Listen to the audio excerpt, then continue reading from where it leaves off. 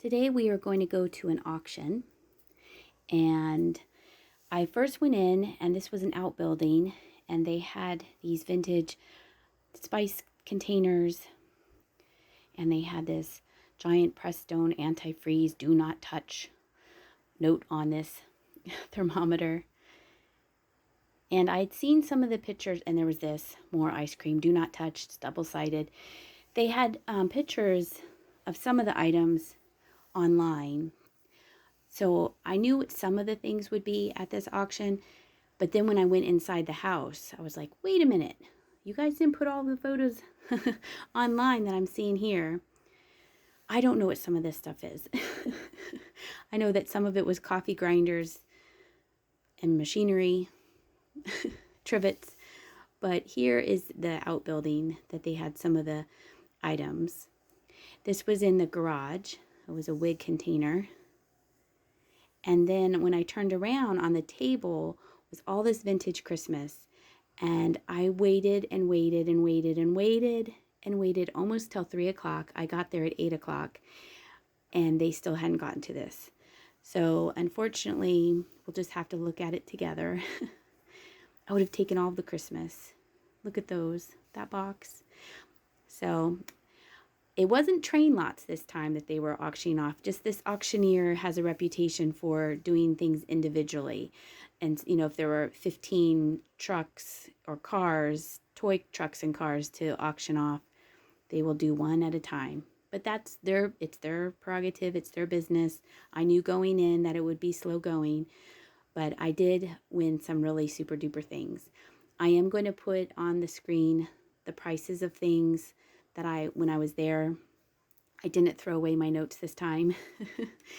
But here are some vintage games and card games. This was all in the garage as well. So this is inside the house. And I was amazed. I was like, I hope I can buy the whole table. But as you can see from the prices, they were going very, very high. So people really wanted these items. They were so cute, so nicely taken care of, but a little bit outside my price range. And I'm seeing stuff on the video now that they lotted up because I won some of the things on that table. So that's kind of funny. They had them individually, but sold them in sets. In some cases. This was underneath the table. And strangely enough, nobody wanted this set. I was the only one that bid on it. So here you can see how they kind of grouped some things in with this lot. The canisters were separate, and then the things I showed you on the grass were a lot, and this is another lot that I won.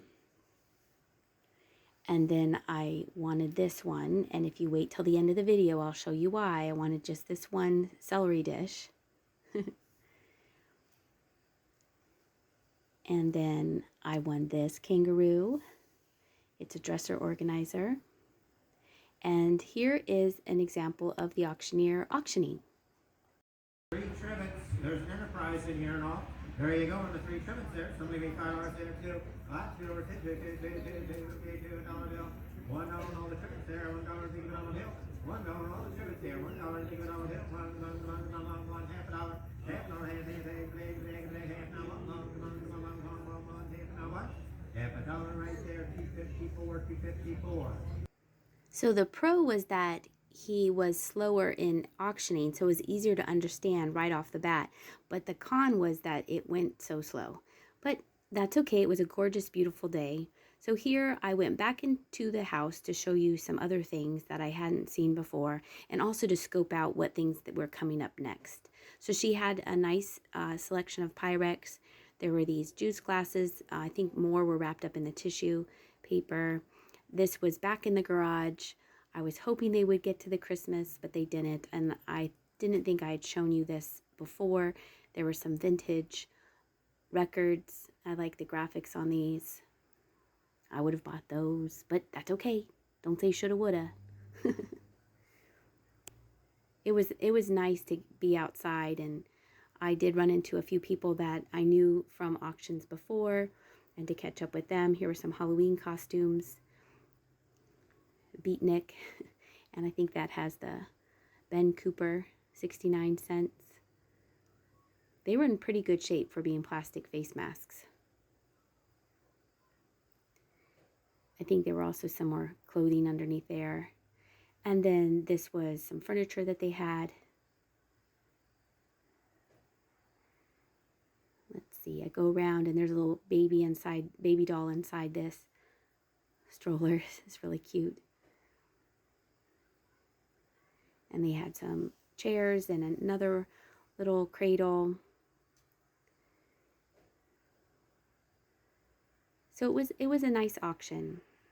I did last longer than the last one, so I am getting better. I really thought I was going to be able to stay for the whole thing, but we did have plans later that afternoon, so I did have to get home. This was inside on the other side of the garage from the Christmas. I like this piece. The door would have to be fixed because it didn't latch closed, but I like the style of that. The house was also up for auction, and I believe, if I remember, it went for over $400,000. This is near Mountville, PA. The house inside was so cool. You walked right in and it had that vintage feel to it. Had a big open front room and a kitchen and just 2 bedrooms and a bathroom. But they also had another room with another kitchen, like a summer kitchen.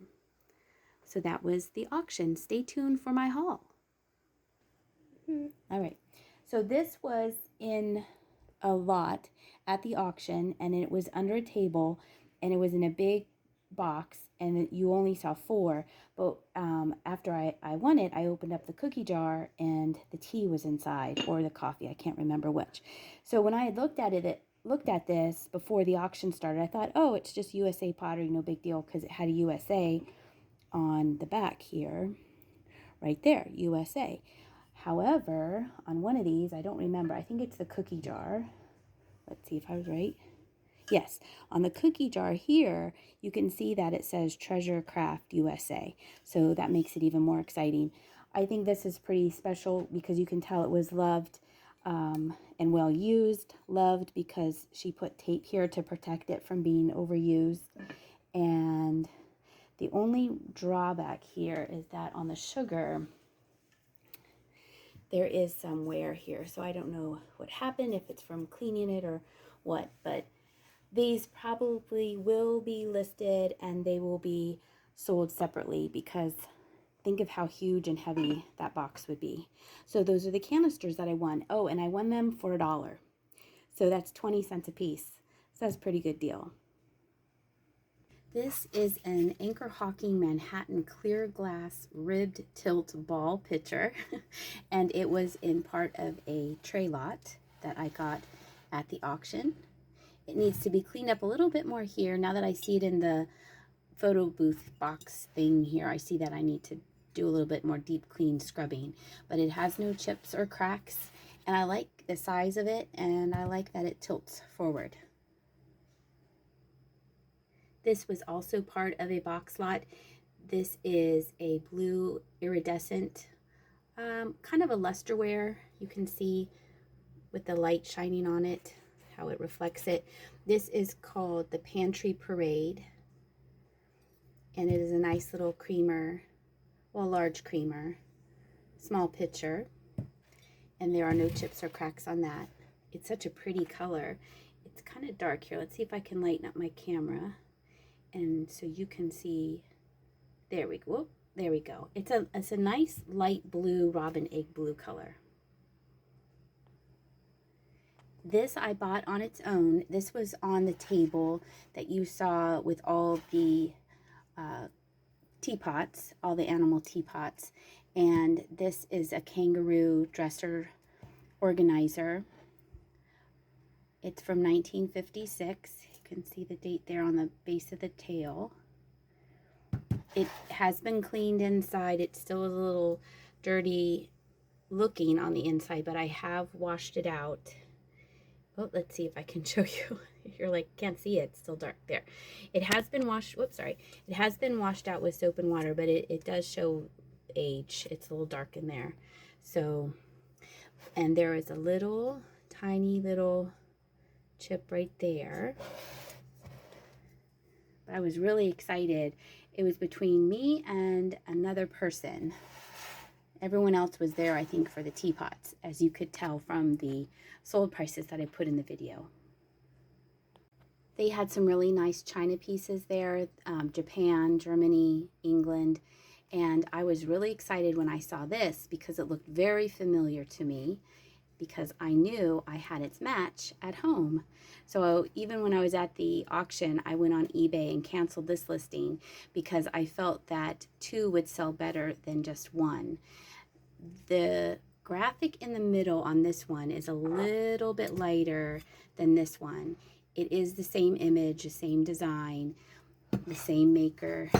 The one that I got at Goodwill does have a little chip right here, but other than that, they are in great shape, and now you have a matching pair.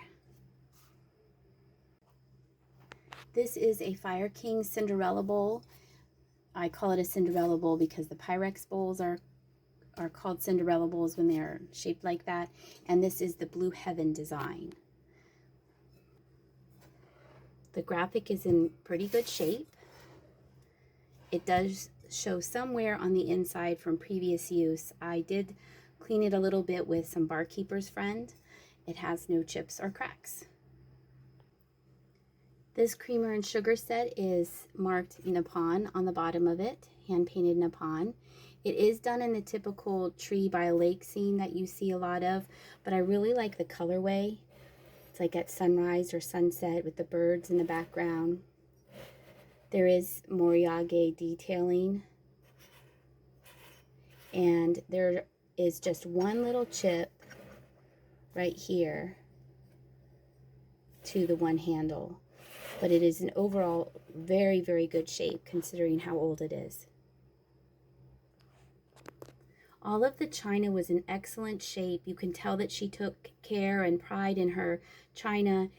An example is the lids that I showed you on those canister. The inside of the lids had tape to help clang and bang, this, cut down on the clanging and banging when the lids were used.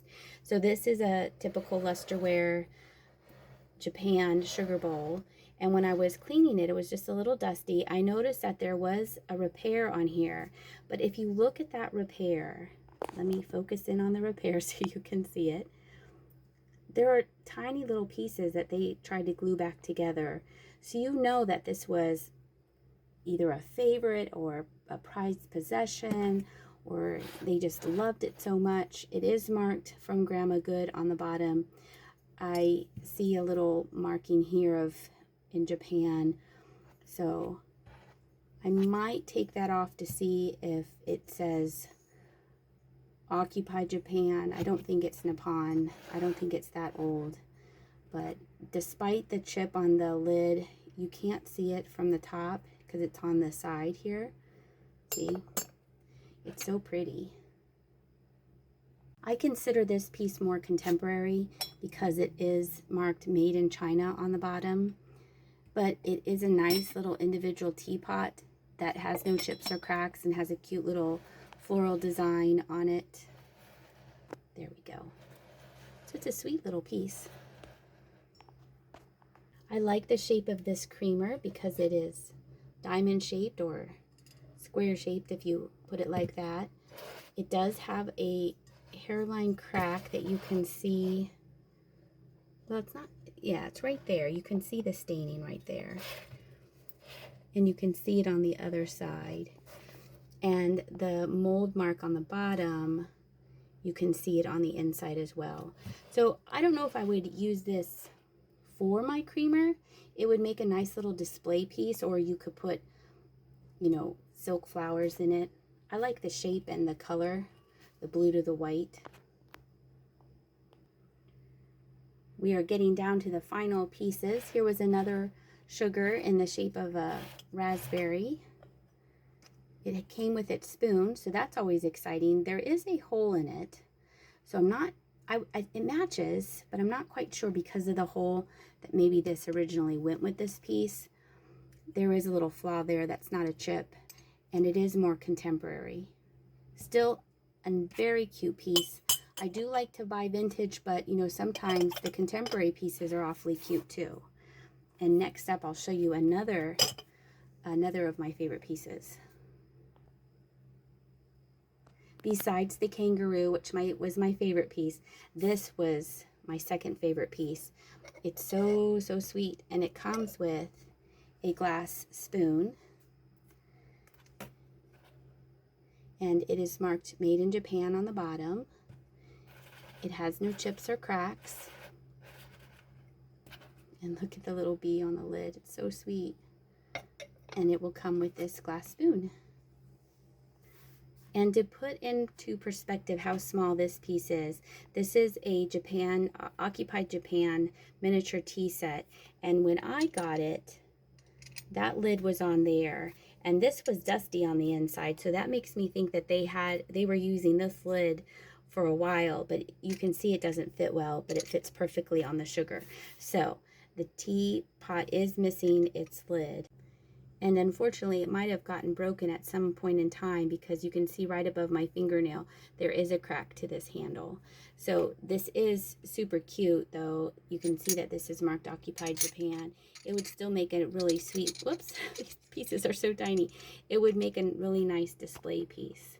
So that is everything that I got at the auction. It was super fun. It was long. I wasn't able to get the Christmas, as I mentioned, just because it was going on and on and on, but that's okay. I did walk away with a whole bunch of beautiful treasures to show you. I hope you enjoyed this video. The name of the mascot is coming soon. I have enjoyed reading every single one of your suggestions. Very, very, very creative. Some are very funny, some are very sweet. So we're going to narrow it down, but in the meantime, I'll see ya.